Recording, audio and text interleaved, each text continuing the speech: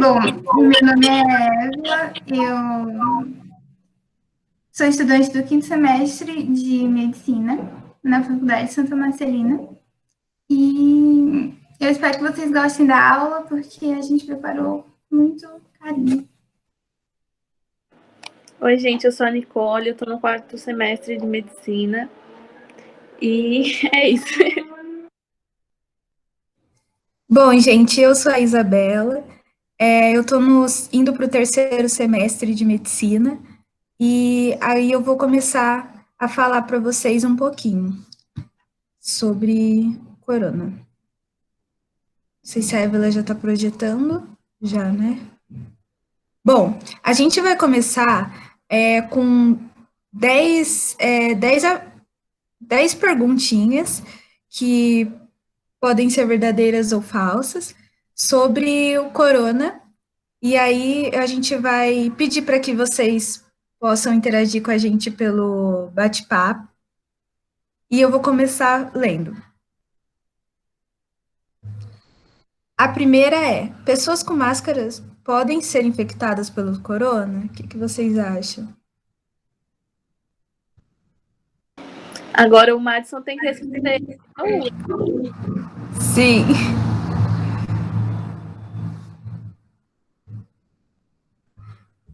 Mas os outros também podem responder. Mari, Thales.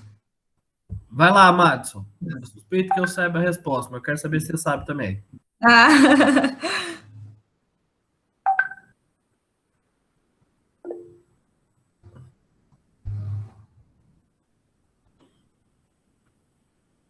O Madison não quer falar com a gente. Depende da máscara. Tá. Aí a segunda luvas e máscaras protegem contra a transmissão da doença.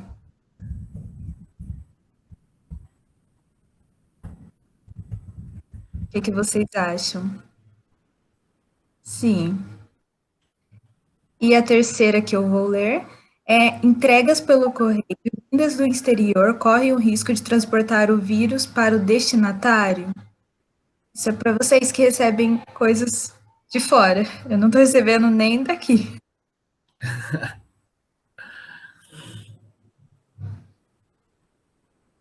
Madison, a gente espera por você. Mari, Thales também, se quiserem falar. Depende de onde vem, né? Bom, é isso. Agora as meninas vão continuar a ler.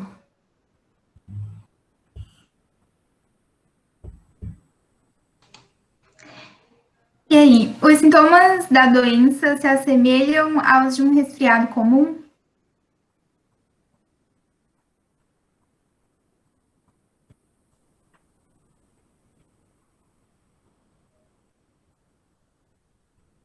E aí, gente, o que vocês acham? Mas isso é uma pergunta? É para você falar se é mito ou se é verdade, sim ou não. Madison, liga o fone aí, vai. Oi. Isso, o que você acha disso aí? Eu acho que sim. Bem parecido. A hidroxicloroquina é eficaz contra coronavírus? Vai, Madison, responde essa, mas cuidado, porque dependendo do que você falar, eu vou brigar com você. O Bolsonaro falou que funciona. Mas ainda não tem um estudo comprovado, né? Exatamente.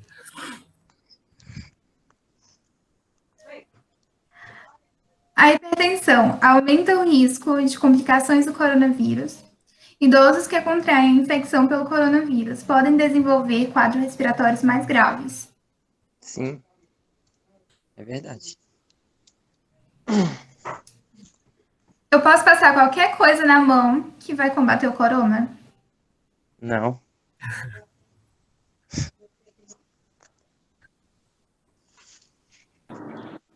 Nicole, agora é você.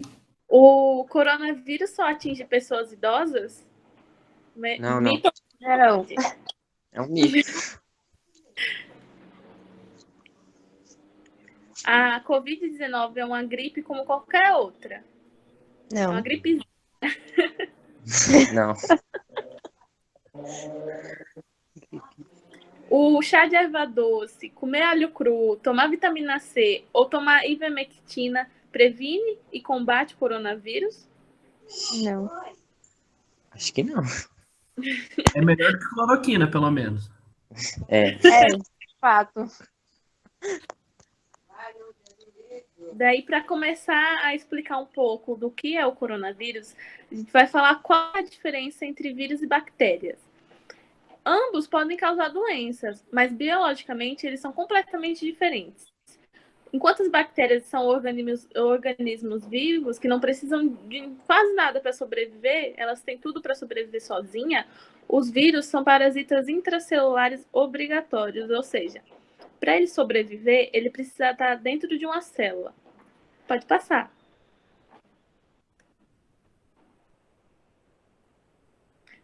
Aqui é o nome desse, meio que um exame, é esfregaço sanguíneo. É onde a gente tira o sangue, bota uma gotinha na lâmina e esfrega para a gente conseguir ver os nossos glóbulos vermelhos e os glóbulos brancos. Esse monte de pontinho vermelho são nossas hemácias. Isso a gente consegue ver no microscópio. Aumentando em algumas vezes a gente consegue ver nossas hemácias. Esses pontos roxinhos são os nossos glóbulos brancos. Daí agora vocês prestem atenção no tamanho da hemácia que a gente consegue ver. Pode passar. Aqui esse esquema, ele mostra a hemácia que a gente viu na imagem anterior, aumentada do lado de uma bactéria. Na imagem de cima. Dá para ver o quanto que a hemácia era pequena antes, ficou grande em comparação com a bactéria. Nisso, na imagem do lado, a gente aumentou mais ainda para poder ver a bactéria melhor. E tem uns pontinhos do lado da bactéria, são os vírus. Daí na imagem de baixo aumentou muito mais, só dá para ver um tantinho da bactéria e dá para ver vários vírus. Para vocês verem o quanto que o vírus é pequenininho comparado à bactéria e comparado a uma só célula do nosso sangue. Pode passar. Aí as diferenças. As bactérias são seres unicelulares, são procariontes, ou seja, não possuem núcleo e são microscópicos, mas são maiores que o vírus.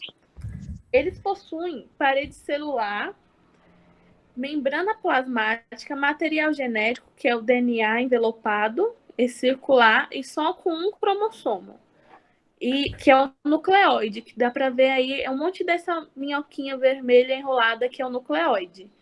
Ele também possui um pequeno pedaço de DNA, que é o plasmídio, que é essa bolinha vermelha que está do lado dos outros DNA. Esse plasmídio ajuda na variabilidade genética, ou seja, quando a bactéria está se reproduzindo, as bactérias que têm plasmídio, elas conseguem maior resistência, tanto a antibiótico quanto ao nosso próprio sistema imune. Além disso, a bactéria tem o flagelo, que é esse cabo verde atrás, que ajuda na movimentação. Tem ribossomos para produzir proteínas, fímbrias que ajudam na adesão da bactéria na nossa célula ou em qualquer outro lugar. E as bactérias são sensíveis a antibióticos, ou seja, só você tem uma infecção bacteriana, você só pode tomar antibiótico. Não adianta tomar outra coisa que só mata a bactéria antibiótico. E ela se reproduz sozinha, não precisa de nada entrar dentro de uma célula obrigatoriamente para se reproduzir que nem os vírus. As bactérias podem ser causadoras de doença, mas também tem bactérias que vivem no nosso organismo, como as que a gente tem no intestino, que ajudam a degradar o nosso alimento. Vocês conseguiram entender essa parte da bactéria? Uhum. Beleza, pode passar. Os vírus, eles não são células, são seres acelulares. Eles só possuem um material genético, que pode ser DNA ou RNA, e a membrana proteica. Como eles são parasitas intracelulares obrigatórios, eles precisam entrar dentro de uma célula, pode ser uma célula nossa ou uma célula da bactéria, para poder se reproduzir. E que são as células hospedeiras, as células que ele entra. E eles são sensíveis a antivirais, ou seja, se você tomar um antibiótico para um vírus, não funciona, não acontece nada com o vírus, porque o antibiótico só funciona com a bactéria. Pode passar. Além disso, na imagem tem os vírus nus e os vírus envelopados, porque tem vírus que são simples, que só tem o envelope, ou o envelope não, a membrana, e tem os envelopados, que é o caso do coronavírus, que está aí nessas imagens, vários vírus, com envelope e sem envelope. Esse que parece uma aranhazinha é o bacteriófago, é um vírus da bactéria. E os outros são que podem atingir os humanos.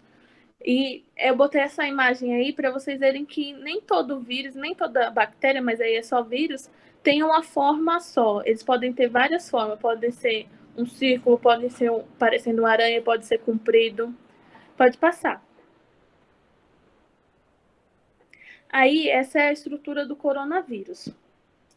Ele é um vírus envelopado de RNA. O nome dele, que foi colocado, é SARS-CoV-2. E ele tem alta capacidade de mutação, porque ele possui uma glicoproteína de espícula, ou spike, que interage com os nossos receptores, das nossas células hospedeiras, e que permite a entrada do vírus, colocando o seu material dentro dele, dentro da nossa célula.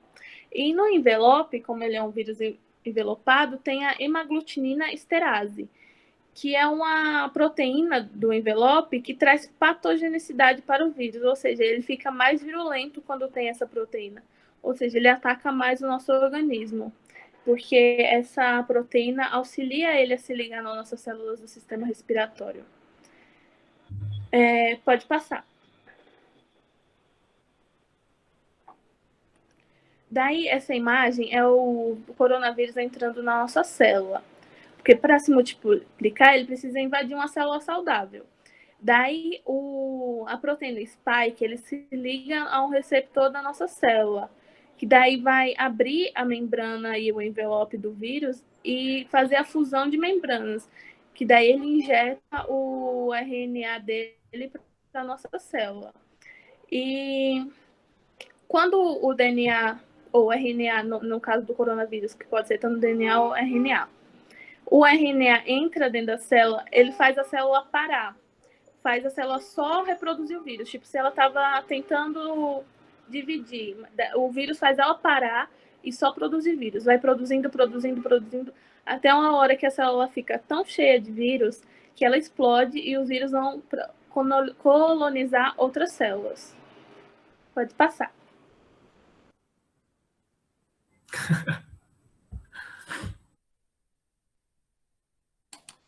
Bom, gente, agora eu vou falar rapidamente sobre como que o sistema imune funciona, para a gente entender mais ou menos o mecanismo da doença, por que tem gente assintomática, por que tem gente que agrava mais do que outras, enfim. E aí, o que é a resposta imune?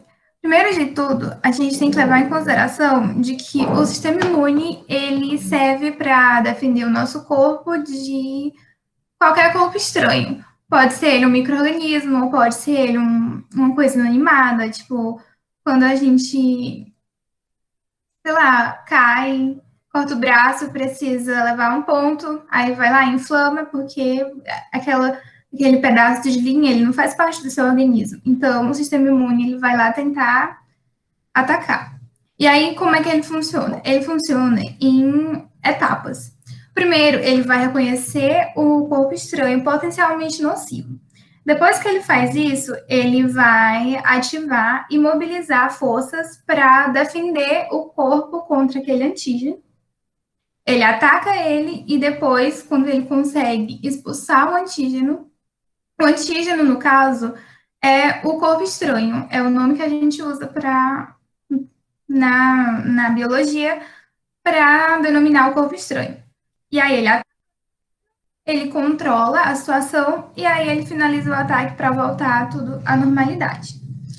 E aí a gente tem algumas barreiras de imunidade. Nesse caso aqui, eu vou conversar com vocês sobre os glóbulos brancos e como que eles funcionam. Então, os glóbulos brancos, eles dão dois tipos de imunidade. A gente tem a imunidade natural, que é aquela imunidade que a gente nasce com ela. E aí ela não vai precisar de nenhum encontro anterior com o micro-organismo para poder saber se defender dele. Por exemplo, quando um bebê nasce, assim que ele é exposto ao meio ambiente, ele entra em contato com vários micro-organismos. Mas ele não tem uma infecção, nem uma doença, porque o nosso corpo, ele já nasce com alguns mecanismos de defesa contra determinados micro-organismos. A nossa imunidade adquirida é a imunidade que a gente precisa entrar em contato com algum patógeno para a gente aprender a se defender dele. Se a gente for fazer uma analogia, funciona mais ou menos tipo com, sei lá, algum problema que a gente passa na vida. A gente tem uma situação e aí a gente aprende com ela e a gente pensa, na próxima vez eu não vou agir desse jeito. Eu já sei o jeito certo que eu posso agir. Funciona mais ou menos a mesma coisa com o nosso sistema imune. Ele vai, por exemplo, com o coronavírus. Acredita-se até então que a gente tem uma imunidade mais duradoura contra ele. Então, quando o coronavírus ele entra em contato com o nosso corpo, os nossos glóbulos brancos, eles não querem, eles não sabem entrar. Meu Deus, eu li a mensagem no chat, me confundi. Eles não sabem ainda se defender do coronavírus. Mas aí eles vão, aprendem, e aí eles conseguem, na próxima vez, eles conseguem se defender, e aí ou a gente tem um sintoma bem mais leve, ou a gente praticamente nem tem sintoma. Bom, aí tem o gráfico que eu coloquei, como que funciona essa resposta primária e a resposta secundária. A resposta primária, ela dura muito pouco, tá aí como vocês podem ver, e também a produção de anticorpo dela é bem menor do que a produção de anticorpo da resposta secundária. Muitas vezes, esses anticorpos da resposta secundária, eles duram praticamente para a vida toda, como, por exemplo, a catapora. Quem conhece a catapora ou já pegou, sabe que uma vez que a gente pega, a gente não fica mais doente de novo, mesmo que a gente entre em contato com o vírus, porque o nosso corpo já aprendeu a se defender dele. Isso é a imunidade adquirida, também chamada de secundária. Tá, aí vai. A imunidade adquirida, como que ela funciona? Para a gente poder trabalhar com os nossos glóbulos brancos, a gente vai precisar de algumas moléculas.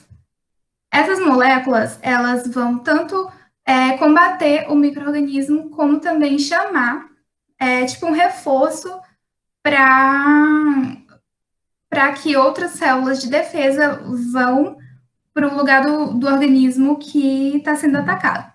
As citocinas, elas vão ser as mensageiras do sistema imunológico.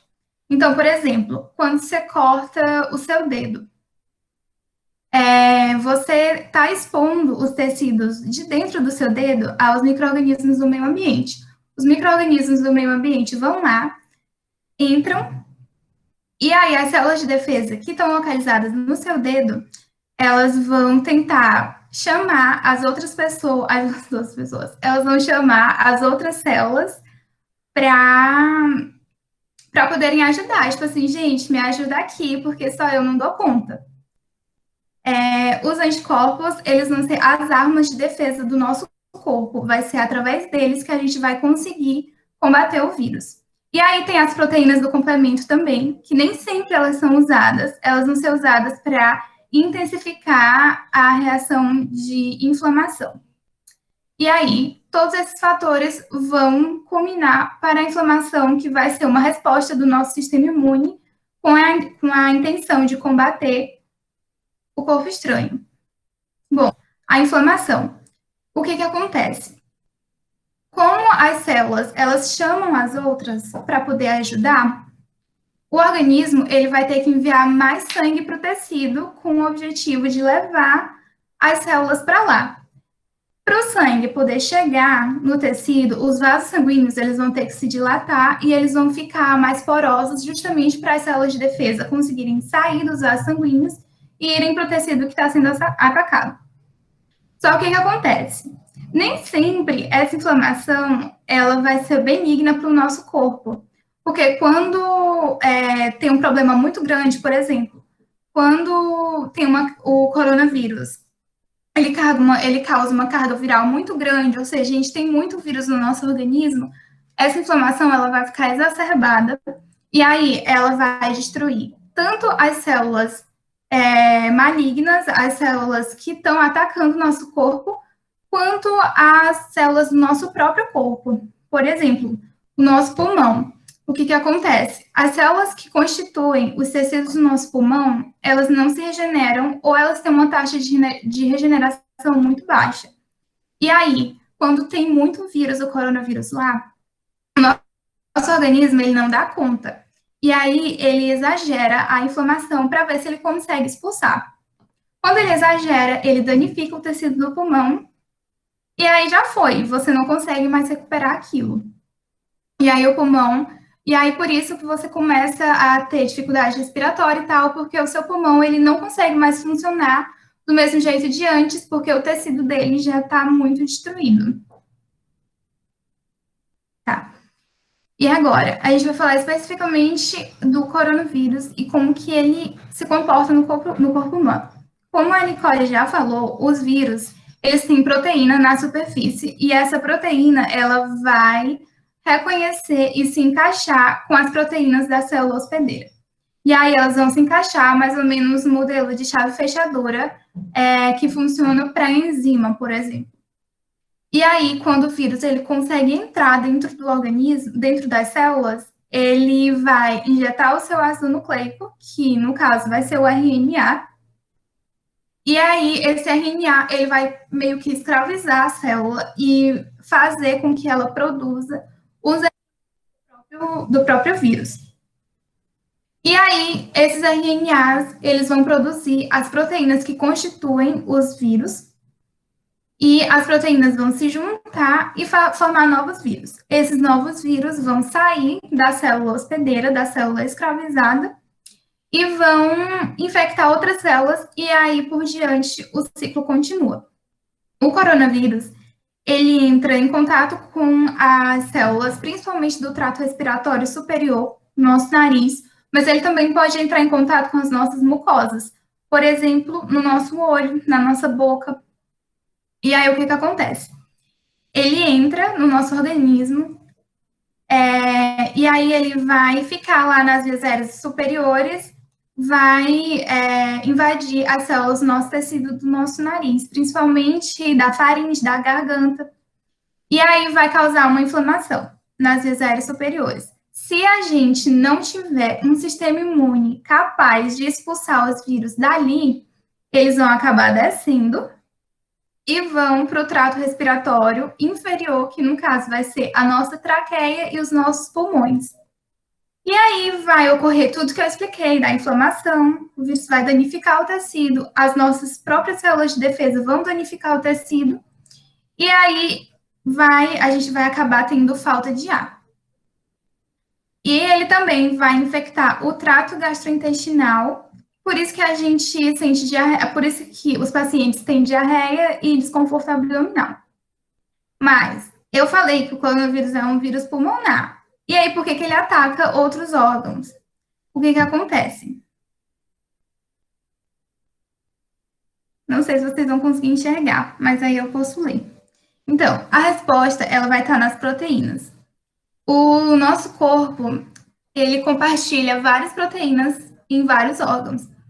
Então, por exemplo, a proteína que existe no nosso pulmão, que existe nas nossas vias aéreas superiores, que o coronavírus consegue entrar através dela, nas células, existe também em vários outros órgãos. E aí, quando ele aprende a entrar nas nossas vias aéreas superiores, se o nosso sistema imune deixar, ele vai partir para os outros órgãos, porque o objetivo dele é se reproduzir.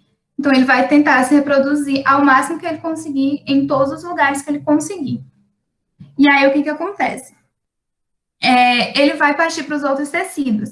Esses tecidos, os que foram notificados até agora, foram principalmente o intestino, foi o que mais foi notificado, mas também já teve relatos, e segundo foi a pele, também teve relatos de infecção de pele, teve relatos também de fígado, de rim, do cérebro e dos vasos sanguíneos. Então, em todos esses tecidos, o coronavírus ele pode causar algum dano, pode causar alguma lesão. E no cérebro, essas lesões, na maioria das vezes, vão ser irreversíveis.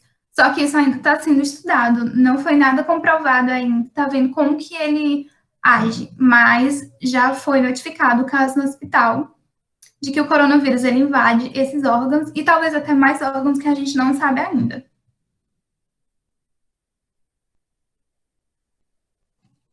Bom, agora eu vou falar dos sinais e dos sintomas do Covid.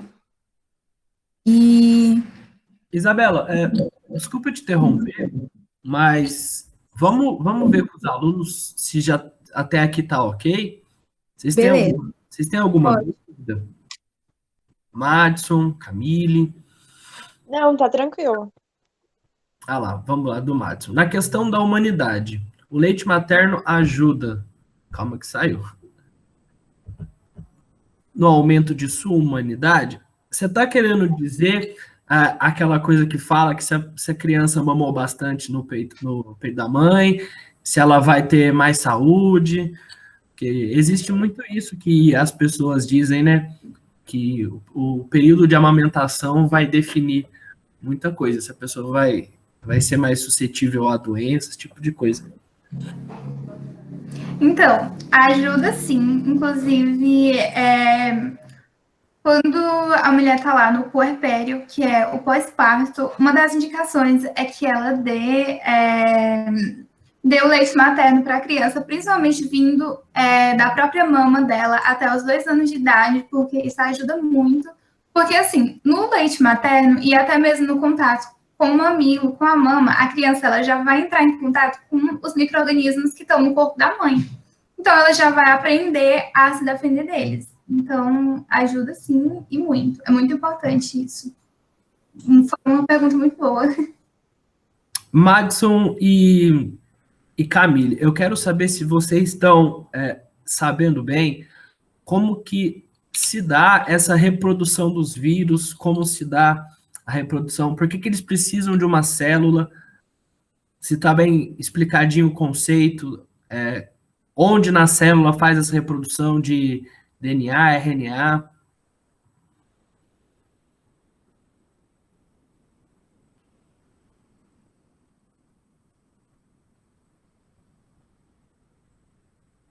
Então, eu acho que até esse ponto eles estão assimilando bastante. Podemos prosseguir daí.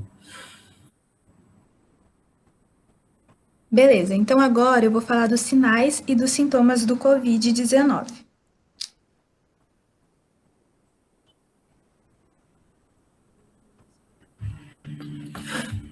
Bom, os sintomas mais comuns é tosse, dor de cabeça, cansaço, febre, que são semelhantes a uma síndrome gripal.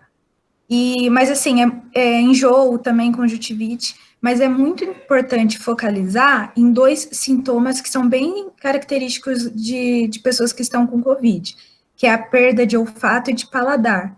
Então, a pessoa, ela está sentindo aquele mal-estar e ela também começa a não sentir mais cheiro, isso vai gradativo. Não quer dizer que de um dia para o outro ela para de sentir cheiro e também não consegue mais sentir o gosto dos alimentos. Mas, ai, gente, desculpa o barulho. Eu travei aqui porque estava muito barulho. Mas, assim, aí ela vai parando e aí, ao longo do tempo, isso vai aumentando. Isso é bem característico.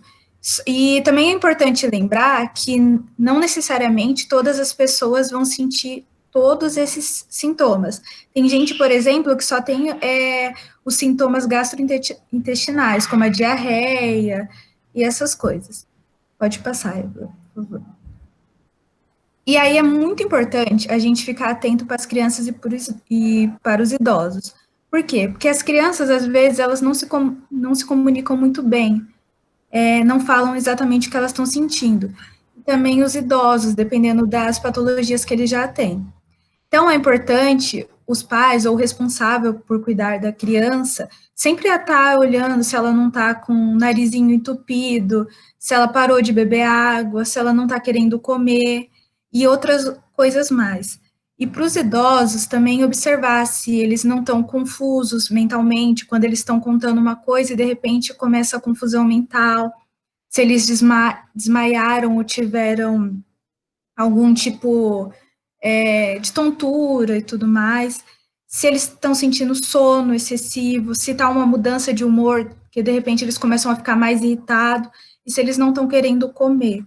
É muito importante dar uma atenção especial a esses dois grupos, porque são duas fases da vida que a gente, em geral, precisa de um terceiro nos auxiliando. E aí tem os sintomas graves e críticos, porque o COVID, ele acomete gravemente mais ou menos 20% da população. 80%, em geral, tem aqueles sintomas mais leves que eu acabei de dizer. E aí, dentre os sintomas mais graves, a gente tem a SARS, que é o quê? A Síndrome Respiratória Aguda Grave, que é a principal causa de intubação, né, que a pessoa precisa de um auxílio, de um respirador.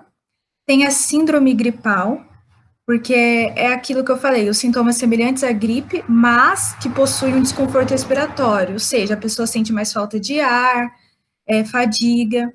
Aí tem a pressão persistente no tórax, é como se ela sentisse alguém apertando aqui a parte do tórax, como se tivesse algo muito pesado em cima do seu peito. E tem a saturação de O2 menor que 95%. Isso é medido no hospital. Então, em geral, os médicos ou as pessoas da área da saúde, quando a pessoa chega com falta de ar lá, elas já medem a sua saturação. E a cianose, que é quando as nossas extremidades, tipo as pontas dos dedos ou os lábios, ficam típico quando a gente sente muito frio, sabe? Isso é chamado de cianose. E aí tem a porcentagem de quais são os sintomas mais frequentes. A febre ganha em disparado, que em geral todo mundo não, mas 88% das pessoas que foram acometidas de Covid sentiram febre, tosse seca e fadiga. Fadiga é o cansaço. E aí os menos comuns é a diarreia, a tosse com sangue e os olhos inchados, como conjuntivite. É importante saber que varia bastante, assim, algumas coisas. Antes de passar, eu gostaria de saber se algum de vocês tem dúvida e tudo mais, se ficou explícito a explicação.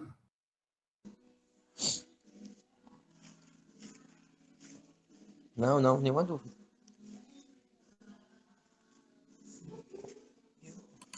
Então, eu vou explicar por que o vírus ele é mais letal nos grupos de risco, o que acontece, para deixar as pessoas mais vulneráveis.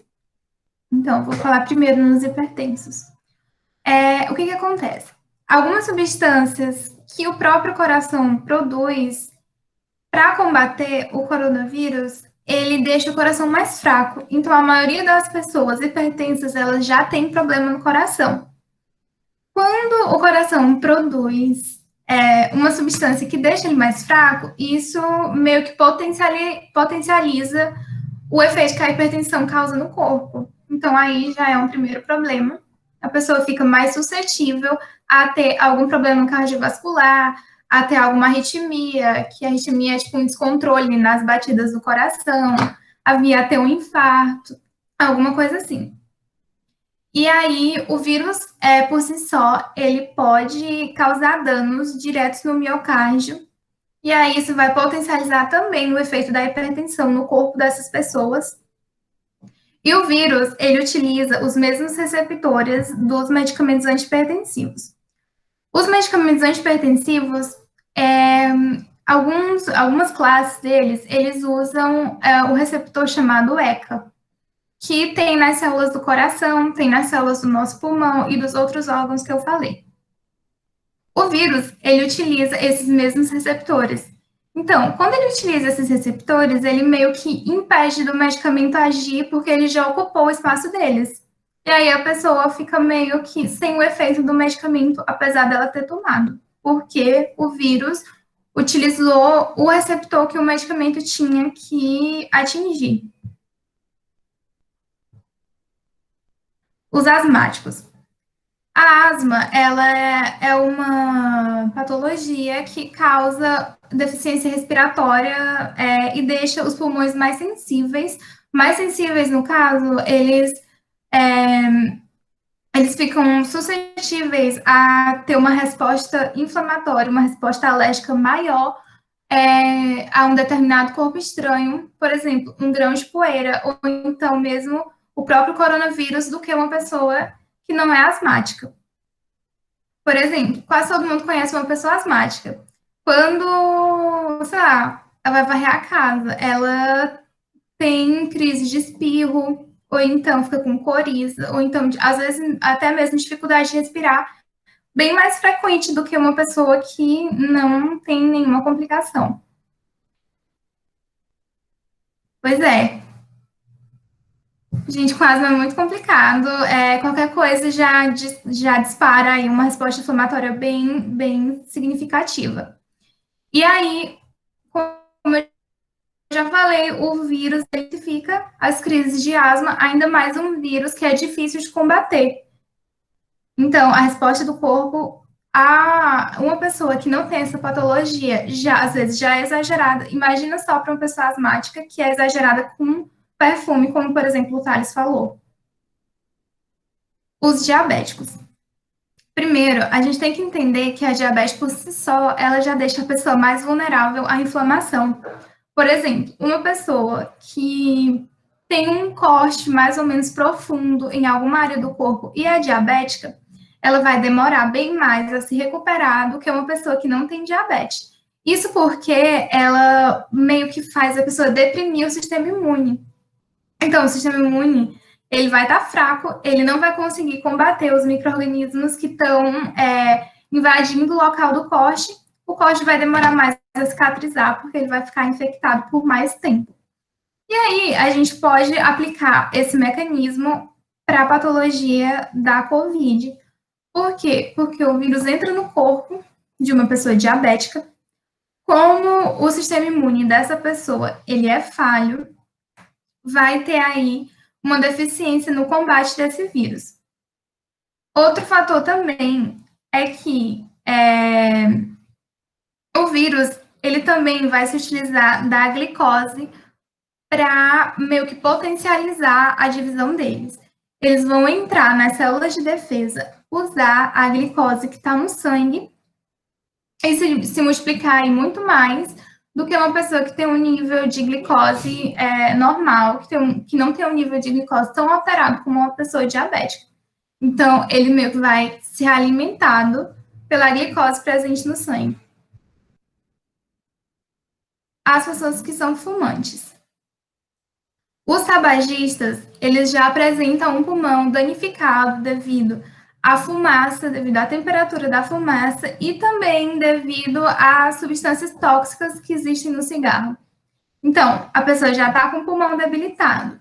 Vem um vírus que tem um potencial grande de debilitar o pulmão, os dois efeitos se somam. É a mesma coisa de você, por exemplo, ter um machucado, você vai lá e machuca de novo, vai ficar bem pior esse machucado do que já estava antes. Funciona a mesma coisa com os pulmões. As pessoas que são HIV positivo. O vírus HIV, ele age diretamente no nosso organismo, deprimindo o nosso sistema imune. Ele diminui bem muito a nossa capacidade de resposta do sistema imune a atingir, a atacar os corpos estranhos.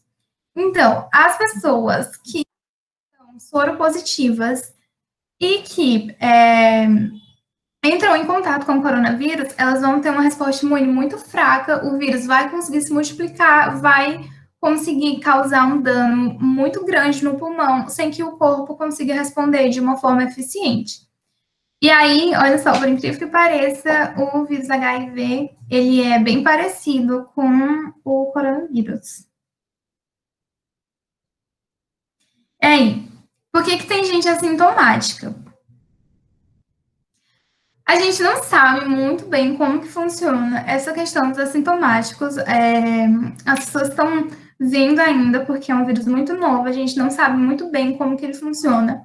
Mas os pesquisadores, eles acreditam que é um conjunto de fatores. Tem as questões genéticas, de gente que já nasce com um sistema mais forte do que outros, a idade, porque a idade também influencia muito na capacidade de resposta do sistema imune.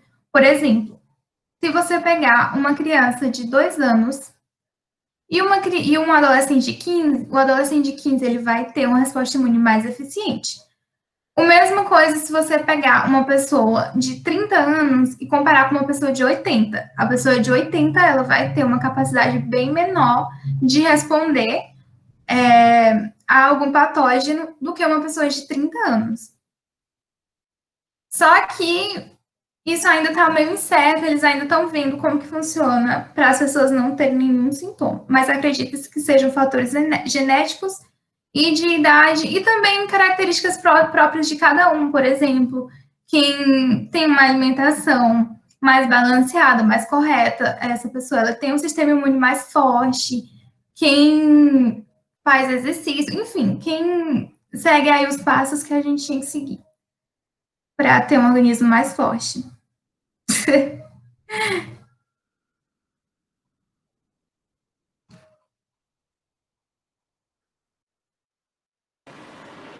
Então, gente, alguém tem alguma dúvida dessa parte da Evelyn antes de eu começar?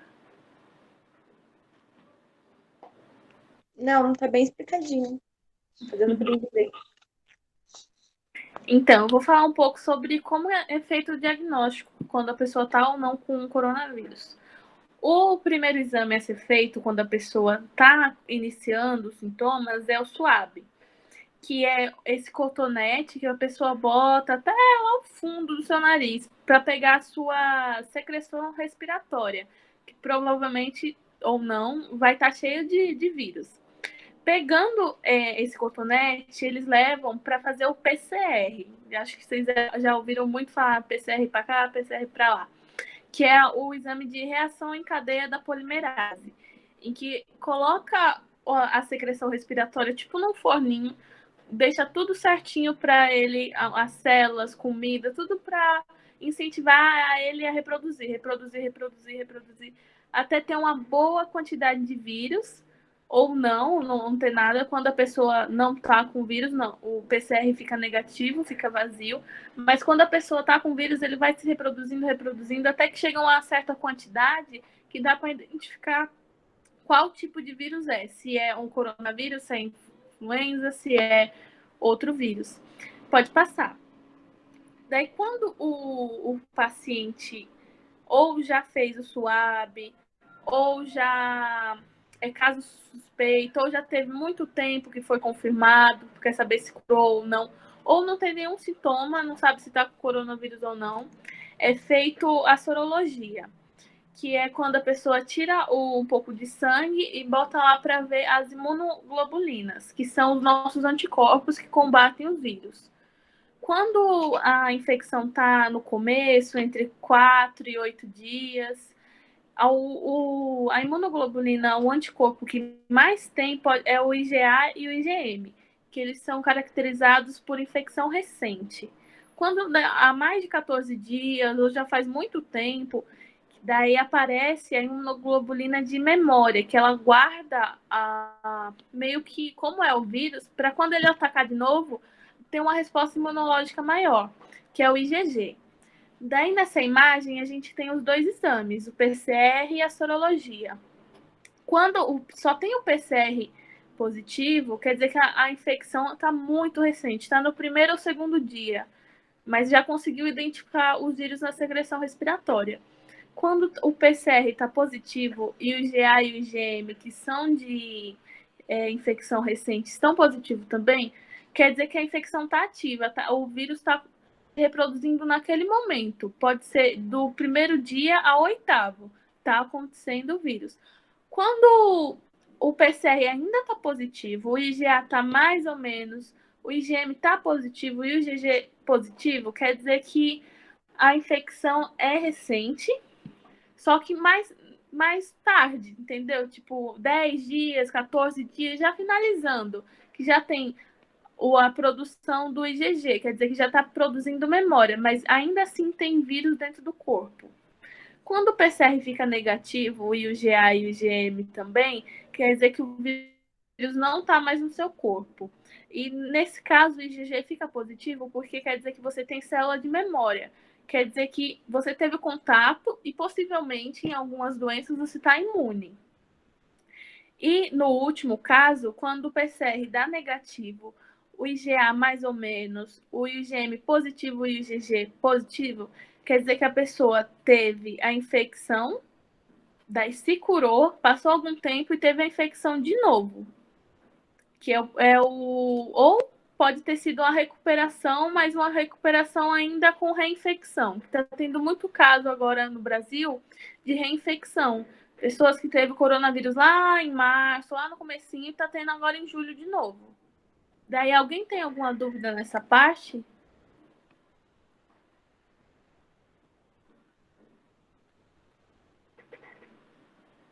Pode falar.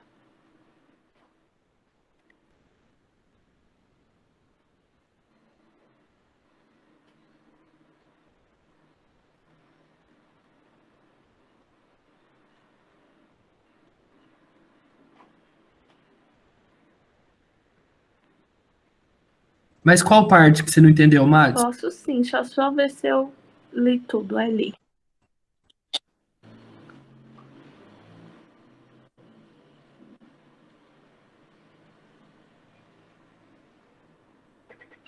Todas.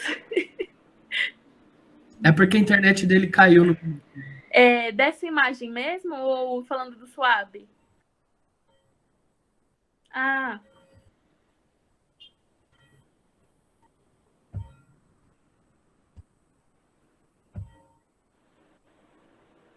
tá bom.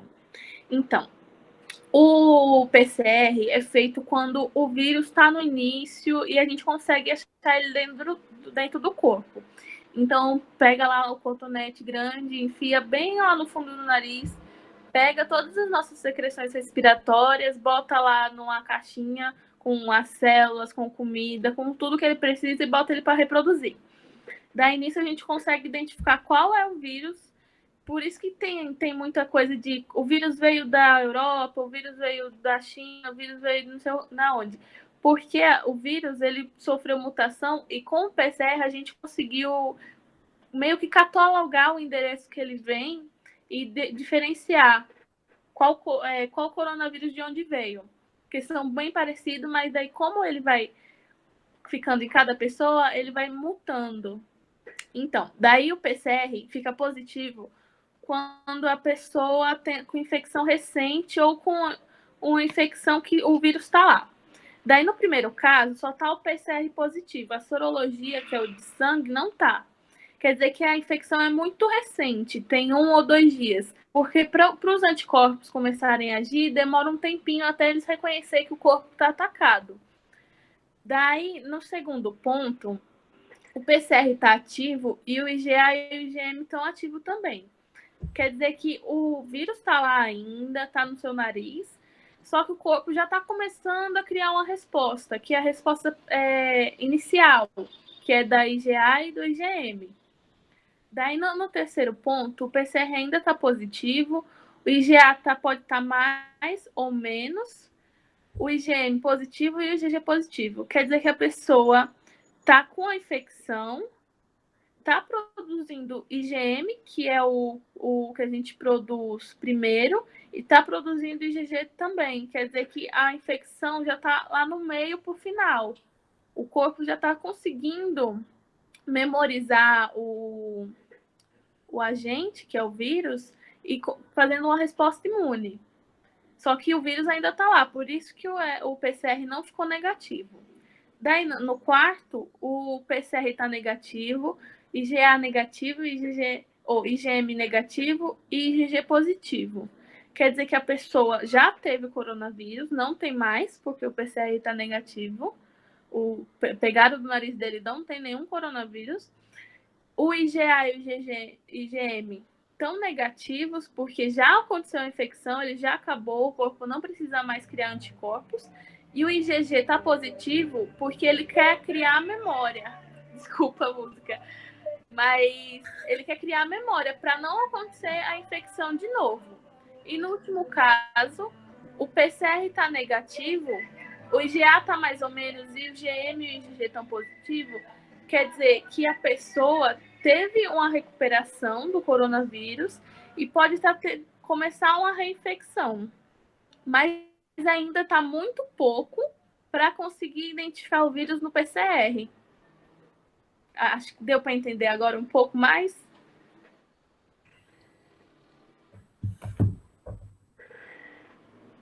Viu? Alguém mais tem dúvida? É bem complicadinha essa parte dos nomes, né? Nada. Pode passar.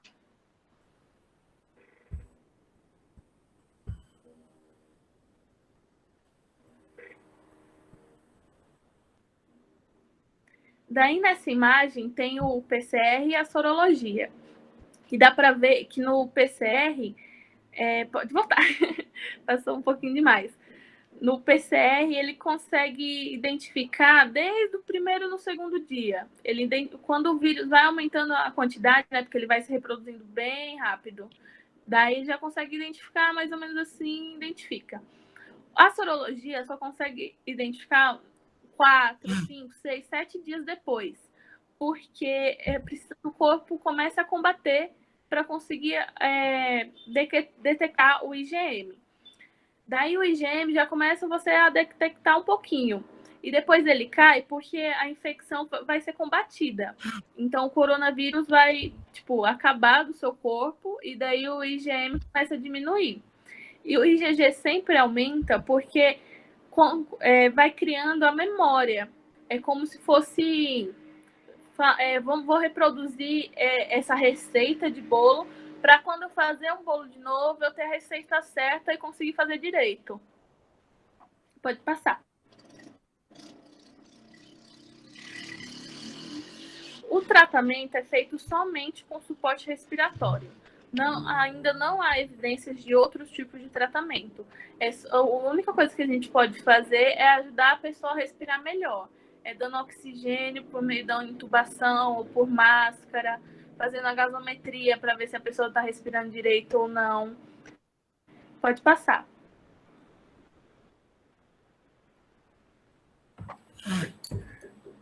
E a prevenção, como todo mundo está sabendo já, deve ser feita por medidas de higiene, lavando as mãos, passando álcool gel, cobrindo o nariz e a boca, evitando o contato com as pessoas e aglomerações, mantendo os ambientes abertos e ventilados, não compartilhando objetos pessoais. Pode passar.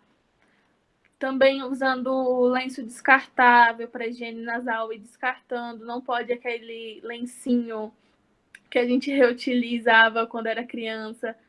Tem que ser o descartável, infelizmente, meio ambiente, mas para a gente é melhor. Evitar tocar a boca, o nariz e os olhos, porque a gente pode estar com a melhor máscara do mundo, mas a gente vai lá no metrô, pega lá no negócio para segurar e depois dá uma coceira no olho, você vai e faz assim. O vírus pode entrar pelo seu olho também.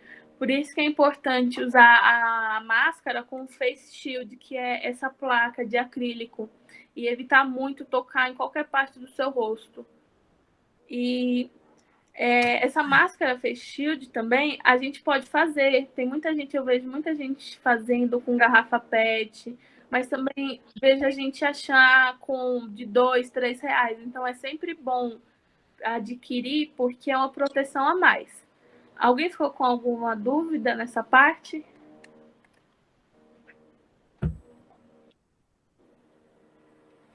Acho que não.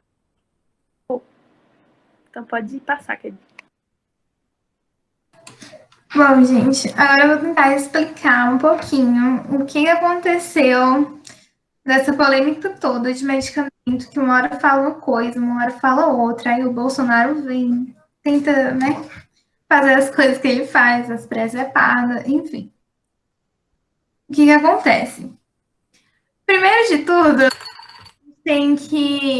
eu preciso discutir duas coisas com vocês. É muito engraçado essa imagem. Primeiro de tudo, A gente tem que entender que a ciência, ela é uma coisa dinâmica, ela é uma coisa mutável, que está passível de ser corrigida a qualquer momento. Então, por exemplo, não foi porque o Dalton falou lá em 1000 e bolinha, não lembro, que o átomo era uma partícula indivisível, que hoje em dia a gente considera o átomo uma partícula indivisível. A gente sabe que apareceram outros estudos, apareceram outras pessoas e a teoria dele foi refutada. A mesma coisa se aplica aos estudos com a cloroquina e a hidroxicloroquina. Não é porque apareceu um estudo inicial no comecinho falando que a cloroquina ela era efetiva para exatamente o fugir de passas, e enfim, não é porque as pessoas falaram que a cloroquina era efetiva lá no comecinho da pandemia que hoje em dia a gente considera que ela é depois dos outros estudos que refutaram. A segunda coisa que a gente precisa levar em consideração é que estudo, principalmente envolvendo a área da saúde, ele precisa ser feito, precisa ser refeito, precisa ser revisado. Não é só um estudo que vai dar uma teoria, não é só um estudo que vai tornar aquilo que foi descoberto um fato, principalmente envolvendo medicamento. Quando você faz um estudo envolvendo medicamento, a primeira coisa que você tem que fazer é várias testagens. Tem que vir várias etapas de teste, tem que fazer teste in vitro, tem que fazer teste em animal, infelizmente. Tem que fazer teste em um grupo pequeno de pessoas, depois aumentar o grupo, para ver se ele realmente funciona. Porque se você fizer um teste com um grupo pequeno de pessoas, que foi o que aconteceu no primeiro teste com a cloroquina, pode ser que as características individuais dela venham a influenciar no resultado. Então, você tem que pegar um número de pessoas grande o suficiente para que as características individuais elas sejam dissolvidas no meio e elas não influenciem no resultado final do teste, ou seja, para saber se o medicamento ele realmente funciona ou ele não funciona. No caso da hidroxicloroquina e da cloroquina, foi feito um estudo na China, no comecinho da pandemia, e ele foi publicado mais ou menos na metade de março. Esse estudo, ele falava que essa medicação, ela conseguia diminuir bastante a carga viral dos organismos, ou seja, a quantidade de vírus que tinha no corpo das pessoas em uma quantidade bem pequena de tempo. E ela também ajudava as pessoas a se curarem dos sintomas mais rápido. Mas o que aconteceu? Depois, várias outras instituições fizeram testes com um número de pessoas maiores, com metodologias mais eficientes do que o primeiro estudo, e eles descobriram que não era bem assim, infelizmente, né? Teve um estudo, acredito que o que a comunidade científica considera mais relevante até então foi um estudo que foi publicado recentemente, e ele foi feito com 96 mil pessoas internadas em 671 hospitais e em 6 continentes. E esse estudo mostrou que, além do fato de que a hidroxicloroquina e a cloroquina não ajudam em nada no combate ao coronavírus, ela também vai aumentar o risco das pessoas a vir a ter alguma complicação cardiovascular, por exemplo, uma arritmia e até mesmo um infarto. E aí os dados desses estudos. As pessoas que receberam hidroxicloroquina junto com o antibiótico, o índice de mortalidade dela, ou seja, o tanto de pessoas que morreram foi de 23,8%. Ou seja, de 100 pessoas que receberam hidroxicloroquina com antibiótico que estavam internadas, 23,8, mais ou menos, 23 a 24 pessoas morreram. Isso pode ser associado também à cloroquina com antibiótico. Morreram 22% das pessoas. Somente hidroxicloroquina, 18%. Apenas cloroquina, 16,4%. E o grupo controle, ou seja, o grupo que não recebeu nenhuma dessas medicações, a mortalidade foi de 9,6%. Ou seja, o que a gente conclui é que, além de não ajudar, ela piora a situação, ela deixa as pessoas com mais risco ainda de morrer.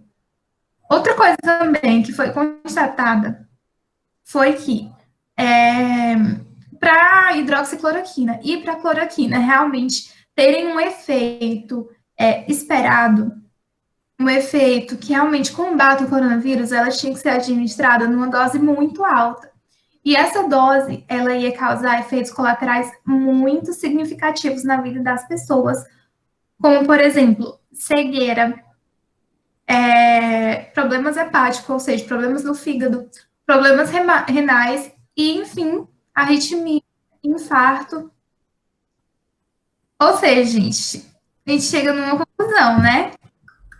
Fazer igual a Emma, que o Bolsonaro mostrou a cloroquina, e fugir, porque realmente não dá certo.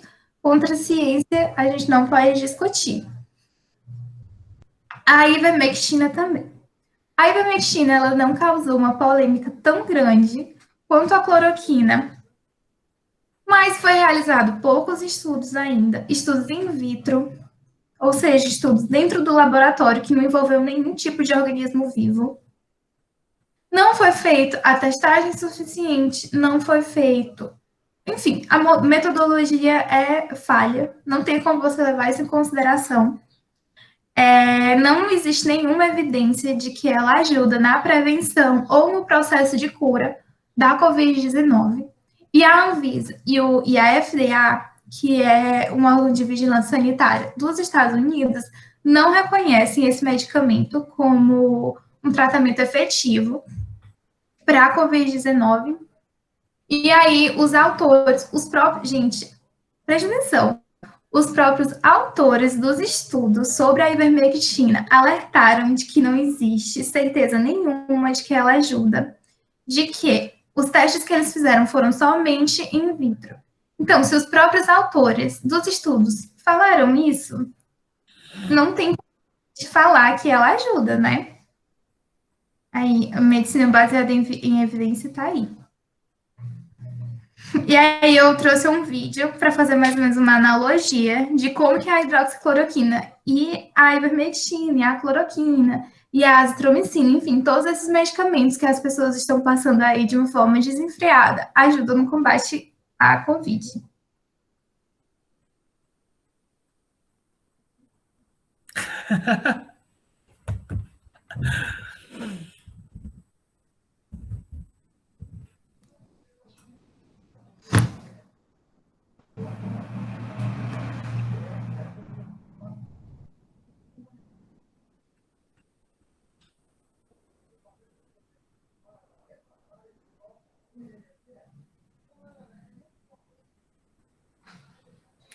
Ou seja, gente, ela não ajuda em praticamente nada.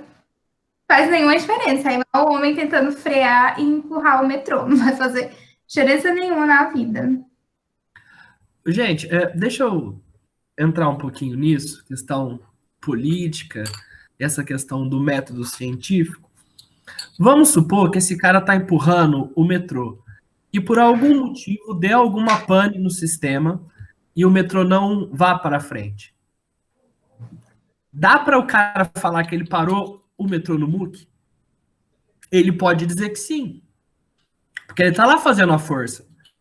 E se deu alguma coisa, ou se o motorista passou mal, qualquer outra coisa extraordinária, qualquer coisa que seja de fora, pode alterar o prosseguimento do metrô ou não. O método científico, ele tem que se basear em induções, em consequências que tenham algum lastro. Veja, muito tem se discutido questão de isolamento social, questão da hidroxicloroquina. E aí diz assim, não há comprovação de que não ajuda. Gente, isso é um remédio. Não é para tomar assim, não tem comprovação de que não ajuda. Embora estejam muito, muito avançados os estudos que comprovam que realmente não ajuda e como bem pontuou a Évila, que eles podem ser mais danosos, porque a gente está tomando um remédio para algo que a gente não está... a hidroxicloroquina, ela não tem que ser politizada, ela é utilizada para malária, por exemplo. Inclusive, se a produção fosse tão massiva antes, a gente não ia ter tanto problema com malária como a gente tem, que é uma coisa endêmica no Brasil. Esses dias eu vi um jornalista na CNN dizer que o Bolsonaro é fruto e a prova viva de que a hidroxicloroquina funciona, porque ele tomou. E o Bolsonaro, eu vou até usar uma outra analogia, tomar chá de picão, ele pode falar que o chá de picão resolve? Porque ele curou da cloroquina? Não. Não existe essa possibilidade. A gente tem que ver qual consequência está voltada para outra. Então, o método científico ele é um método de investigação, em que o processo de verdade ele é colocado dentro de um questionamento. A questão política que se pontua, que se coloca nessa situação, é que desde o começo, o Bolsonaro acreditava que já havia alguma cura. E ele não quer utilizar a vacina, ele quer utilizar a palavra cura, porque é algo que aniquila o Covid. E isso era muito importante para a sustentabilidade do próprio discurso do Bolsonaro de que não deveria haver um isolamento total. É como se ele dissesse o seguinte: se há uma batalha lá fora, vou munir vocês de escudo, de elmo e de espada. Como se vocês pudessem ficar suscetíveis a pegar isso. Esse é o discurso dele, porque ele não queria que houvesse a retração econômica. Veja, não é o isolamento social que causa retração econômica, é a pandemia que causa retração econômica. E ponto final. Quando existem momentos históricos de pandemia e de guerra, necessariamente há problemas econômicos. Não tem como você dizer que não. E o que o Bolsonaro queria fazer, não só ele, mas como alguns outros políticos, o Trump foi um deles, foi colocar em xeque essa questão do isolamento social. E muito se diz que na Suécia as pessoas que pegaram o Covid foram nas casas de repouso, ou até mesmo nos asilos. E tem uma pesquisa que alguns imbecis ficam utilizando, que em Nova York, não sei quantos % das pessoas pegaram em casa. Veja, estamos diante de uma doença, estamos diante de uma peste. O termo peste aqui pode ser utilizado. A mesma peste do Camus. A peste tem esse poder, essa palavra, ela pode ser utilizada nesse momento. Quando a gente não tem certeza, nós temos que ficar com a medida mais restritiva. Veja, se não existe a comprovação que o isolamento social é totalmente efetivo, você não pode dizer que se pessoas pegam a doença em casa, essa não é a melhor medida. É como se você estivesse andando numa mata e aí você tem uma caverna. Aí você olha aquela caverna, seu amigo fala assim, você quer entrar? Aí você fala, já que a gente não sabe o que está lá, podemos entrar. Não é assim. Se você não sabe qual é o efeito da coisa, você tem que se resguardar. No entanto, esse discurso ele não ganha materialidade na ciência. Então, é importante que vocês prestem atenção em toda a explicação que as meninas estão fazendo, de forma muito brilhante, já agradeço desde já. É muito importante porque no momento em que vivemos, existe o ar de narrativas, como se existisse pessoas que torcem contra a hidroxicloroquina. Isso não tem materialidade. Existem pessoas que torcem a favor do isolamento social porque querem ver a economia ir para o saco. Gente, não tem a menor condição de sustentar uma afirmação dessas. Então, a gente tem que compreender que as falas despropositadas do Bolsonaro têm um lastro político, tem um lastro que tem uma narrativa que quer combater esse viés. Mari? Deixa eu ver se a Mari está aí.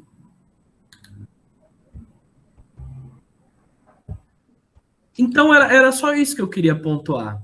Não é porque você você cura de alguma doença que necessariamente aquilo fez com que você curasse. Aquela coisa do metrô é muito interessante.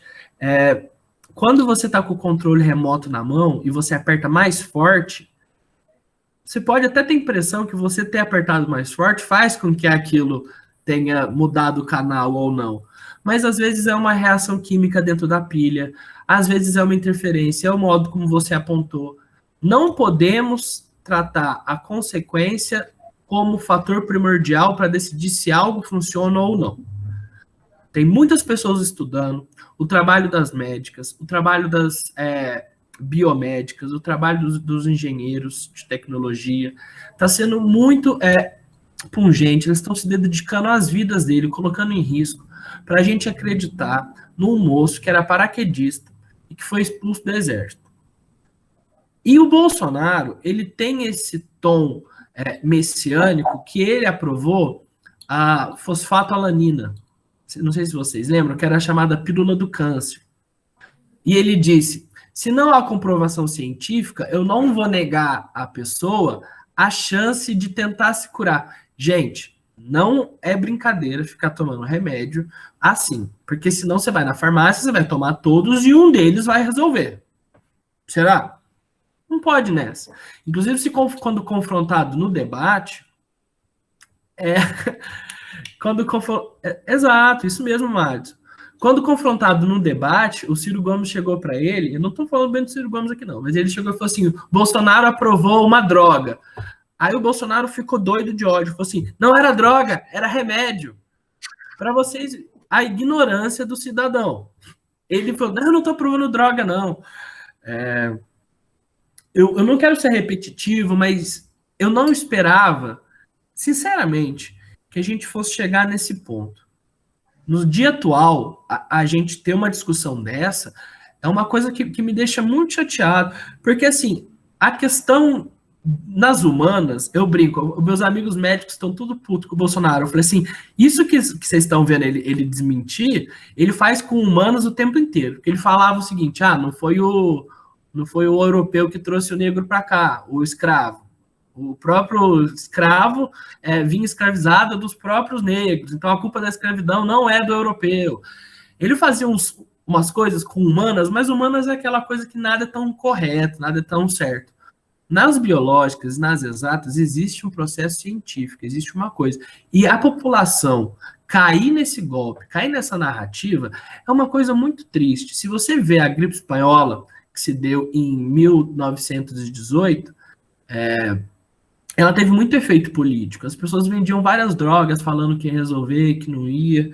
E eu queria pedir para os alunos que estão assistindo no YouTube, que estão assistindo ao vivo, conversar com os familiares, conversar com os parentes.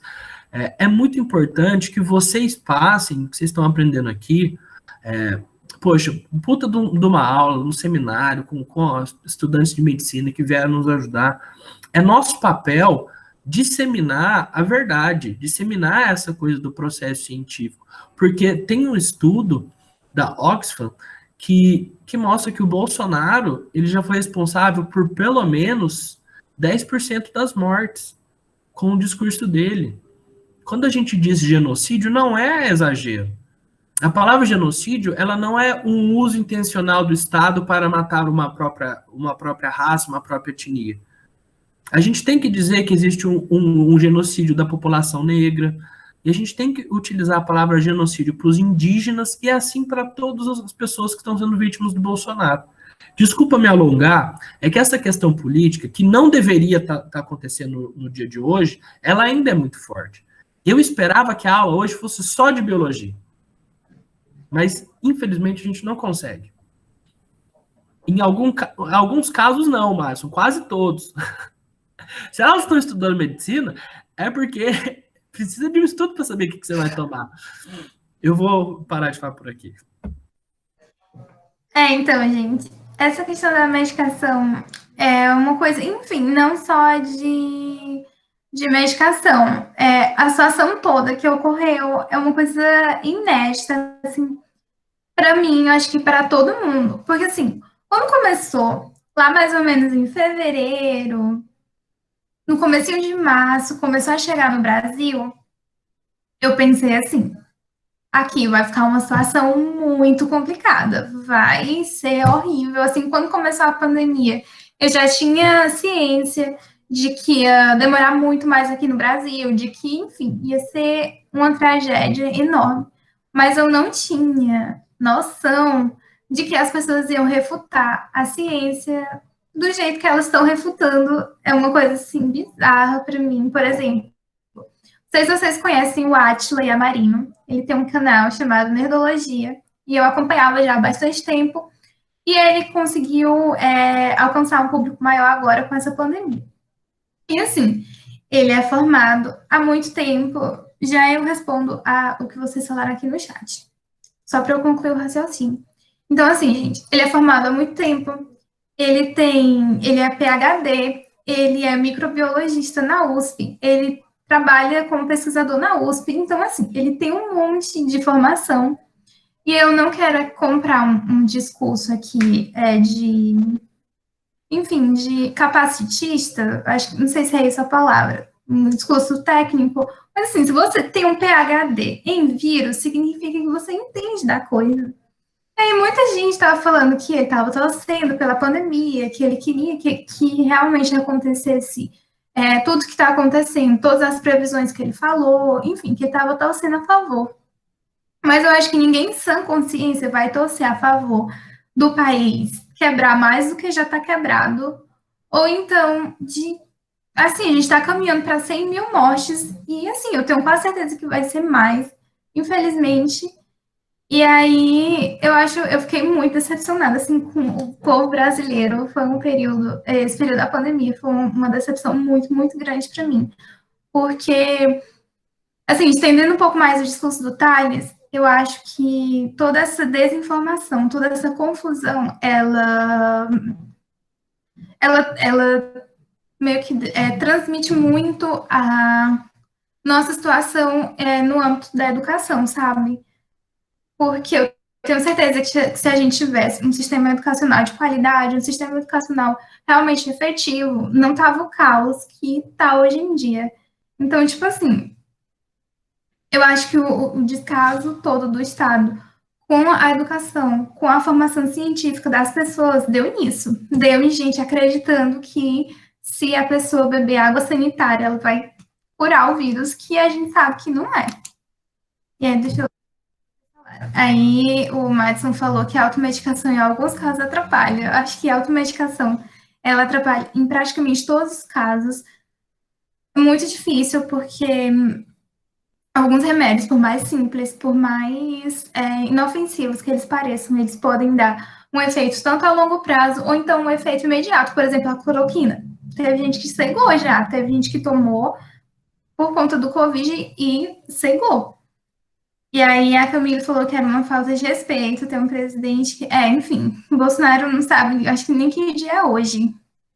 E aí, deixa eu ver o que o Márcio me perguntou. Se 2 tipos de medicamento, cloroquina e o outro. Então, eles tinham... eles estavam disponíveis nas farmácias, mas como a cloroquina, por conta dos efeitos colaterais e também por conta de pessoas que têm lúpus, que precisam usar ela estava sendo vendida assim disparado, e aí agora precisa de receita. A ivermectina também precisa de receita, porque estava sendo uma coisa assim desenfreada. Mas assim, a gente sabe como é que funciona a questão da receita no Brasil, né? A maioria das farmácias não impede, infelizmente.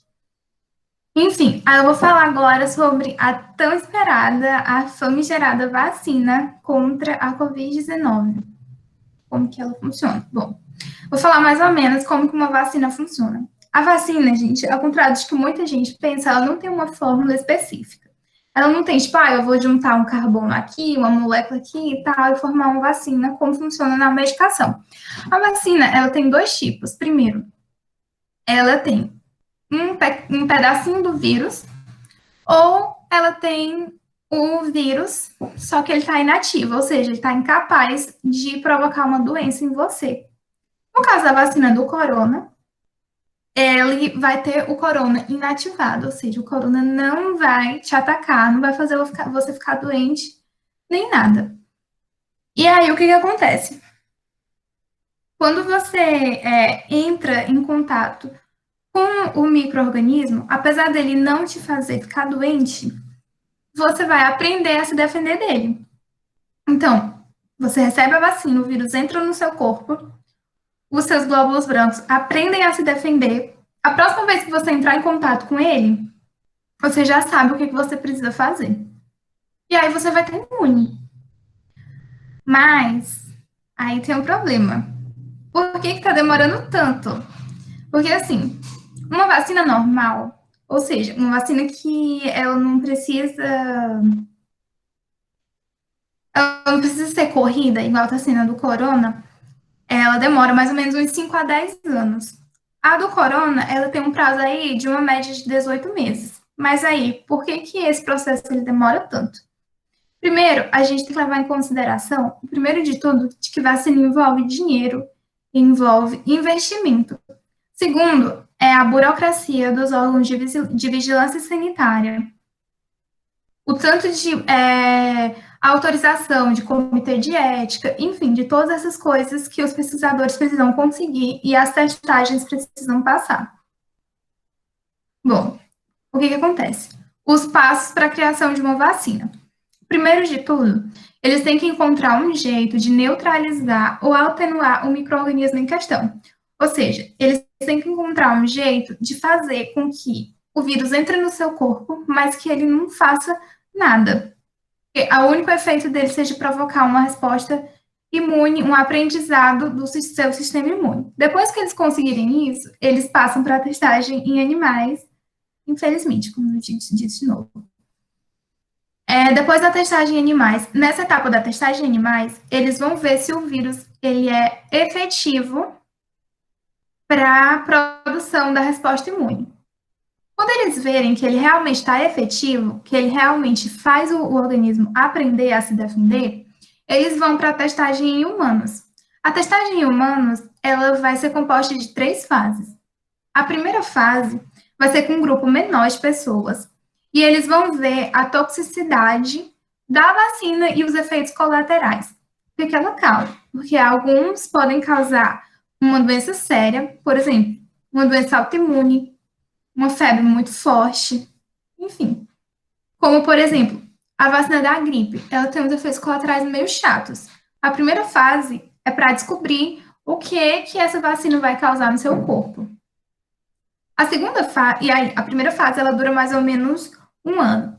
A segunda fase é para ver se a vacina tem eficácia, se ela realmente produz anticorpo em todo mundo. E aí vai ser um tempo mínimo de mais ou menos uns 2 anos. A terceira fase é a última, que a maioria das vacinas do corona já estão, ou seja, elas não obedeceram a linha do tempo que as outras vacinas obedeceram, graças a Deus, né? Vai ser verificar a eficácia da vacina num grupo maior ainda, ou seja, um grupo em que as características individuais elas não influenciem na imunização, no resultado do estudo. Isso aí vai demorar mais de 2 anos, porque tem que passar pelo comitê de ética, tem que passar pela vigilância sanitária, e são realmente muitas pessoas. Opa, peraí. Enfim, era isso. Se alguém tem alguma dúvida sobre vacina, como funciona e tal, pode falar, ou então quer adicionar mais algum comentário sobre o que a gente discutiu até agora, pode falar.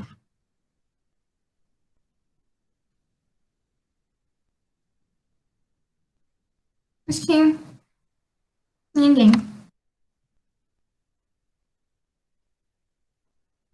Ele falou que o slide vai ficar disponibilizado. Vai ficar assim, né, gente? Eu passei pro Thales já, ele pode passar para vocês. Bom, gente, agora eu vou falar um pouquinho das desigualdades, porque a gente ouviu muito falar sobre que agora seria um novo normal, que é até bom isso acontecer, porque a gente poderia passar um tempo em casa com a família, poderia rever, meditar as coisas, que tá todo mundo no mesmo barco. Só que aí a gente para pensar, será mesmo que tá todo mundo no mesmo barco? A gente sabe que muitas das pessoas nem tiveram o privilégio de ter quarentena, porque quarentena é privilégio. Você poder ficar em casa sem trabalhar e receber, são poucas as pessoas que têm isso. E é muito importante dizer também que o Covid ele não criou as desigualdades, ele acentuou. Porque outro discurso bastante hipócrita que a gente ouve muito falar é que os empresários, os comerciantes agora estão preocupados com as pessoas porque elas não vão ter trabalho, mas há muito tempo tem bastante gente desempregada. Há muito tempo tem gente passando necessidade, tem gente nas ruas, e quem precisa trabalhar mesmo nunca parou. Então, perdeu o emprego, mas foi vender coisa na rua, virou camelô, foi fazer máscara. Então, o Covid não criou nada, ele só acentuou. Enfim, seguindo isso, eu gostaria de falar também sobre quem que é o perfil dessa população. A gente vê aí uma imagem de uma pessoa, né, entregador, e 2 semanas atrás teve o break dos entregadores, o break dos aplicativos, acho que vocês acompanharam, porque eu acho que esse é o principal reflexo do trabalhador da quarentena.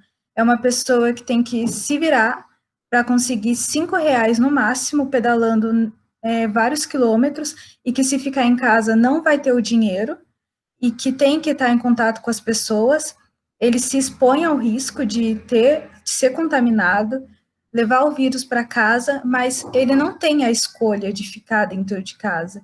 Ou ele trabalha, ou ele não ganha. E tem uma imagem também que viralizou bastante, que é de um entregador de moto com uma... É tipo a perna engessada, assim, tipo, a pessoa eles não têm auxílio médico, não tem nenhum auxílio. E aí uma outra charge que está escrita é que ninguém parado na quarentena, nada de corpo mole. Quem desiste da luta senta para assistir a vitória dos outros. E aí chega um cara para entregar, aí fala, pode ir lá, é na cobertura. Mas é fácil você falar que não vai ficar de corpo mole se você está numa cobertura, se você tem acesso ao médico, se você tem acesso à saúde, educação de qualidade. Assim, tem gente que não tem nem saneamento básico, então como vai ficar dentro de casa? Como vai ficar parado? E o que é ficar dentro de casa, isolado, se tem 5 pessoas no mesmo cômodo? Então é muito complicado. E aqui no Brasil, como na maioria dos países, o primeiro pessoal afetado foi a classe média alta, que foram as pessoas que tiveram a oportunidade de ir para fora do país. Primeiro que ir para fora do país já é um privilégio também. E aí depois veio para a classe baixa, e aí quando foi o que a gente esperava que ia dar tudo ruim, só que deu pior ainda. Porque a gente já está passando dos 90 mil mortos, a gente não sabe quando essa pandemia vai acabar aqui, e não tem mais como existir uma quarentena e tudo mais. E aí me incomoda também o discurso falando que a pandemia, tipo, culpando algumas pessoas de não ficarem dentro de casa, porque não tem como ficar dentro de casa. Se você não tem comida, se você não tem o que dar para sua família. Não tem. E o que é ficar dentro de casa, num barraco? Então, assim, eu acho que é bastante incômodo esses discursos, porque, enfim. E aí, falando da primeira vítima, não tem problema, ela pode passar. Falando da primeira vítima, que eu acho que reflete muito isso, a gente pode concluir essa discussão, é que eu não sei se vocês viram, mas uma doméstica no Rio de Janeiro, ela foi com Covid, deixa eu só colocar ela foi contaminada, porque os patrões tinham viajado para a Itália, e eles voltaram contaminados e eles ainda não sabiam. Então, passou alguns dias, eles começaram a se sentir mal, e ela não foi liberada do trabalho, ela vivia nessa casa. Então, ela dormia, fazia todas as coisas lá. E aí, num final de semana, ela estava muito mal, e ela pediu para o filho dela buscar ela, e ele buscou ela e levou ela direto para a UPA, já na região que ela morava. e chegou lá, ela não saiu da UPA, porque ela já tinha sido contaminada com coronavírus e ela já estava grave, já tinha cometido alguns órgãos. E aí, no final, os patrões dela foram para o hospital particular, se recuperaram e ela faleceu. E ela é o reflexo, era uma mulher negra, mãe solo, que sustentava a casa. Que esse é o reflexo da trabalhadora brasileira também. São mulheres negras, já senhoras, e que sustentaram e sustentam a casa o tempo todo. E provavelmente os patrões já devem ter outra empregada, e ela foi substituída, porque é muito fácil substituir a mão de obra. E a vida dessas pessoas? Como manter agora, como ficou a família dela? Muitos, talvez eles nem tenham prestado a mínima assistência. E aí é muito pesado isso. E aí também a gente pode falar sobre, isso não é um recorte, né, porque se a gente precisa fazer recorte é porque a gente não está incluído. Eu acho que é muito importante a gente falar sobre a questão racial, que não seja só um recorte, que a gente insira nas nossas discussões, porque tanto no Brasil como nos outros lugares, quem mais morre são as minorias. A gente pegou aqui o caso do Brasil e dos Estados Unidos para falar sobre a população negra. Aqui no Brasil, 1 a cada 3 mortes é de pessoas negras, porque enquanto para branco a proporção é de 1 morte a cada 4,4 internações. Isso é irônico porque 65% dos dependentes diretos do SUS, ou seja, que não têm convênio, são pessoas negras. Então, calma, se a gente tem uma população de mais de 50% de pessoas negras e 65% dos usuários de saúde são negros e mesmo assim eles são os que mais morrem, tem algo muito errado. E nos Estados Unidos, embora apenas 18% da população seja negra, 52% dos casos e 58% das mortes também são de negros. E a gente teve agora mais oportunidade de conhecer a população negra pelo caso do George Floyd, né? População negra dos Estados Unidos, eu quis dizer. E aí a gente também percebe que são as pessoas da periferia. A periferia é composta pela população negra. E isso é um reflexo depois da pós-abolição, da falsa abolição, que teve a favelização, né? Que essas pessoas ocupam as favelas, ocupam as periferias, e no SUS tem uma política integral de saúde da população negra, que é uma política linda, mas na teoria. Desde 2005 tem uma política para atender a população negra, porque as necessidades são diferentes, mas isso não funciona, porque mesmo antes da pandemia a gente já sabe que faltam recursos mínimos. Tanto é que a gente também apresenta um dos países em que, o Brasil é um dos países em que mais está morrendo a população da área da saúde, por falta de EPI, por falta de leito em hospitais, então é muito complicado, mas é importante a gente deixar, dar um mínimo de dignidade, pelo menos, para essas pessoas que estão indo. A gente precisa falar quem são essas pessoas que estão morrendo. Pode passar. E também, além da população preta, tem a população indígena. Acho que todas as minorias no Brasil já estão sendo prejudicadas. A gente fez aqui a gente fez um adendo para falar da população preta e dos povos indígenas, mas a gente tem a população trans, que muitas vezes não é nem respeitado um atendimento ao hospital, porque não tem o nome social respeitado, não tem a dignidade mínima respeitada. A gente tem a população em situação de rua, que muitos vão morrer e não vão ter nem um caixão. Então, a gente fez esses 2 adendos, mas é importante dizer que a gente aqui vai falar em todas as minorias. Bom, os povos indígenas, que desde que a branquitude colocou os pés aqui, já são muito prejudicados, vários grupos já foram dizimados, e agora, com esse Covid, a gente tem se a gente não preservar essa população, a gente pode ocorrer um novo genocídio, né? Porque o genocídio já está acontecendo da nossa população daqui, mas falando da população indígena, eles não têm os mesmos acessos à saúde que a gente, os hospitais nas zonas indígenas são muito precários. Primeiro que falta médico para tentar ir para essas áreas, e os médicos que vão, muitas vezes, não têm recurso, médico, enfermeiro. Se a gente, que já tem uma alimentação diferente, mesmo assim, faz vários recursos de remédios manipulados, a gente está sendo bastante prejudicado. Imagina eles, que fazem uso da medicina natural, só que a gente não está preparado para esse novo vírus, né? Então, essa população está sendo muito prejudicada, está faltando amparo estatal, está faltando investimento e está faltando olhar para essas populações. Então, vários indígenas faleceram, e eu vi uma reportagem interessante, que se a gente não priorizar essa população, a gente vai perder a cultura. Por quê?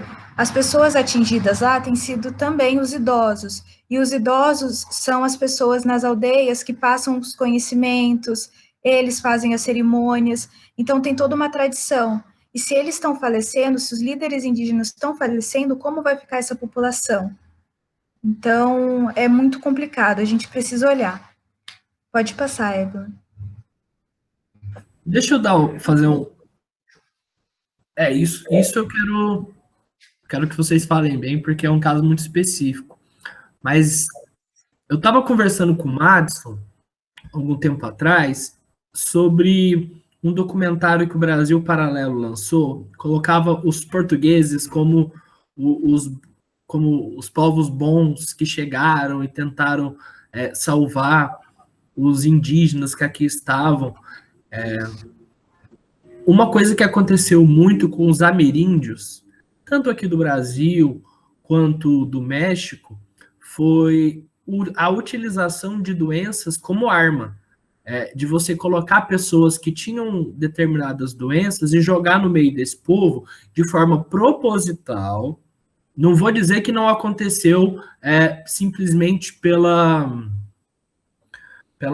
intercalação dos povos, que aconteceu também, mas colocavam pessoas doentes e dizimavam as populações. A população indígena, nos piores números, dá-se que 95% foi dizimada, seja por violência, seja por doenças. É uma coisa muito gritante. E nós aqui, meninas, temos um clube do livro, em que a gente leu o livro que chama Visconde Partido ao Meio, do autor italiano chamado Ítalo Calvino. E um ponto que a Isabela colocou, ele traz, porque se passa na Itália e tem uns huguenotes lá que eles não têm a memória escrita. Então, eles não conseguem ter a própria religião. O que são os huguenotes? Os huguenotes são os franceses que eram calvinistas, e eles tiveram que fugir da França quando Luís XIV fez o Edito de Fontainebleau, que proibia que os huguenotes pudessem praticar sua religião. E quando eles foram para a Itália, eles não conseguiam, porque eles não tinham a Bíblia escrita, eles só tinham a tradição oral. Essa dificuldade, quando a tradição é oral, é de manter uma cultura, manter uma coisa perene. Toda a mitologia tupi, toda a mitologia guarani, ela está se perdendo. Essa questão da oralidade, ela tem um entrave histórico muito forte. Sempre a comunidade e a história, ela necessita de gravar, seja em pinturas rupestres, seja alguns textos, seja de qualquer forma, para se manter. E o Brasil é um povo que violentou demais os indígenas. E não digo que foram só os portugueses, isso já é uma coisa de Estado já. Temos que assumir enquanto Brasil, a gente permanece com isso. É uma violência muito grande, histórica, e o nosso presidente Bolsonaro, ele vetou a ajuda aos indígenas, que levaria mantimentos, levaria água. Quando a gente fala, quando a Isabela, a Évila falam dessa questão de maior vulnerabilidade de alguns povos, não é porque o corpo deles é diferente. Quando a gente trata dos indígenas, tem a questão dos anticorpos. No entanto, os outros Porque, gente, qual que é a possibilidade de um trans, ou uma negra, ou uma mulher, ou alguém da periferia ter uma maior vulnerabilidade a alguma doença? Nenhuma. Por que a pessoa mais pobre tem maior vulnerabilidade? Por condições sociais. E é aí que essa doença se agrava. E eu queria falar no final, mas já vou falar agora, porque depois vai ser muito importante esse ponto que elas vão trazer agora. Os bilionários aumentaram a sua riqueza nessa pandemia. Sabiam que quando tem guerra e a população é destruída, os bancos eles morrem de ganhar dinheiro? Assim como os bancos estão ganhando muito dinheiro agora, porque fica essa sanha por ajuda governamental e fala, os pequenos empresários precisam de ajuda. Aí o governo federal faz através dos bancos, que tem um monopólio. Exatamente, Márcio, tem um monopólio. Então eles passam uma taxa de juros para os bancos muito baixa. Só que os bancos veem a vulnerabilidade dos moradores e das pessoas que poderiam ter acesso a esse crédito e colocam os juros lá no alto. Ou seja, os bancos não só tomam dinheiro mais barato do governo, como mais caro das pessoas. E continuam cobrando juros abusivos das pessoas. Não sei se vocês viram o Metroviário, o Bocardi na Globo chegou e falou assim, você acha justo fazer uma greve durante a pandemia? Ele falou, você acha justo os metroviários estarem morrendo como estão, tendo que trabalhar nessas condições, e os bilionários do Brasil ficarem ganhando? Esses dias eu vi, a proporção é assim, 1 milhão de segundos equivale a 11 dias, 1 bilhão de segundos equivale a 30 anos.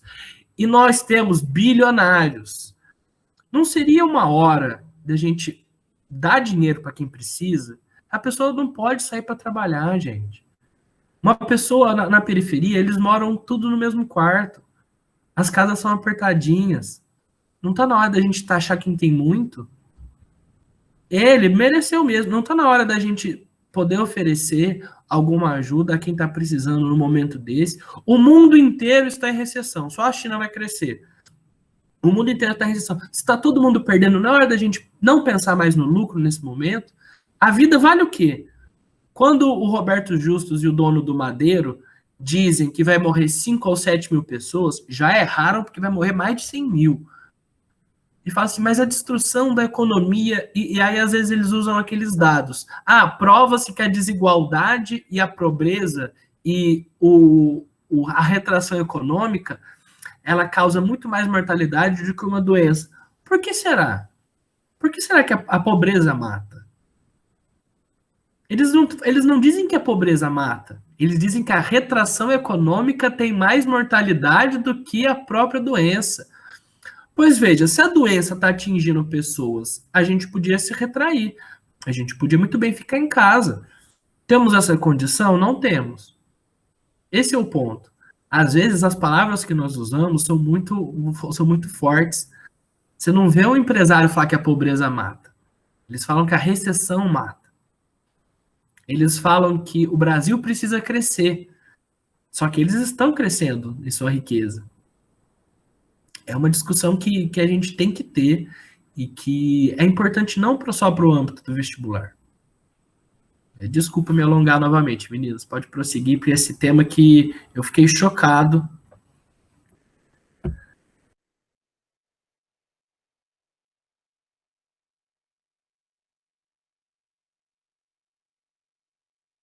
Bom, gente, e aí, como o Thales disse, essas coisas, eu acho importante fazer um parênteses para falar sobre guerra biológica, que isso como ele disse, é utilizado desde muito tempo, que é você inserir um vírus, uma bactéria, algo no meio de uma população que não tem vacina, não tem cuidados necessários para isso. E aí eles acabam morrendo muitas pessoas por conta disso.